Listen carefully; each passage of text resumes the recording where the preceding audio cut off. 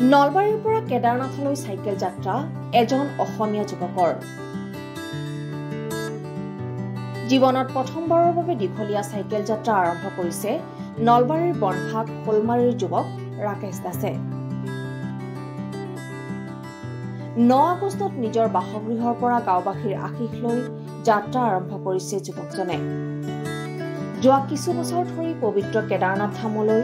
যোৱাৰ সপোন পুহি ৰাখিছিল যুৱকজনে আৰ্থিকভাৱে দুৰ্বল পৰিয়ালৰ যুৱকজনে এই সপোনকেই বাস্তৱ কৰিবলৈ নিজৰ মৰমৰ চাইকেলেৰে আৰম্ভ কৰিছে নিজৰ যাত্ৰা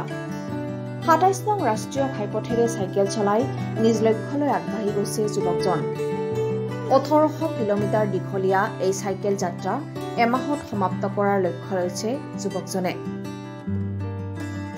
পবিত্ৰ কেদাৰনাথ ধামলৈ যাত্ৰা কৰা যুৱকজনক বিভিন্নজনে আগবঢ়াইছে সহায়ৰ হাত শুভেচ্ছা বাৰ্তা যাৰ বাবে এই যাত্ৰা সফল হ'ব বুলি জনাই ৰাকেশ দাসে এই যাত্ৰাত সকলোৰে পৰা আশীষ বিচাৰিছে যুৱকজনে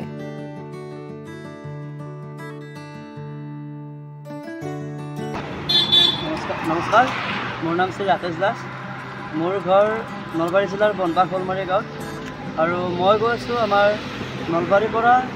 শ্ৰী কেদাৰনাথ ধামলৈ চাইকেল লৈ চাইকেল যাত্ৰা কৰিম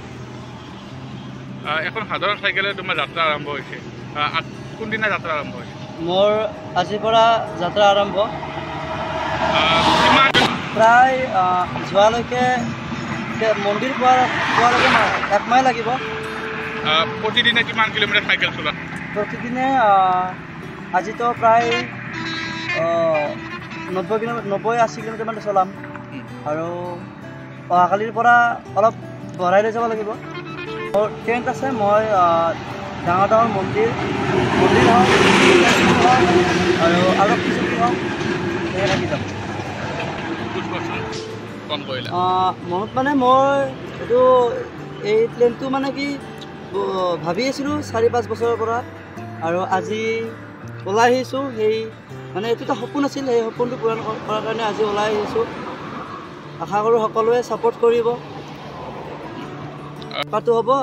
ডাঙৰ ডাঙৰ মন্দিৰ হওক তেল ডিপু হওক আৰক্ষী চকী হওক প্ৰথমটো মোৰ যিটো ডেষ্টিনেশ্যনটো হ'ল কেদাৰনাথ আৰু তাৰ পৰা যদি পাৰোঁ ৰাম মন্দিৰলৈ যাম চাইকেল লৈ যাম মোৰ মা দেউতা আৰু দাদা আছে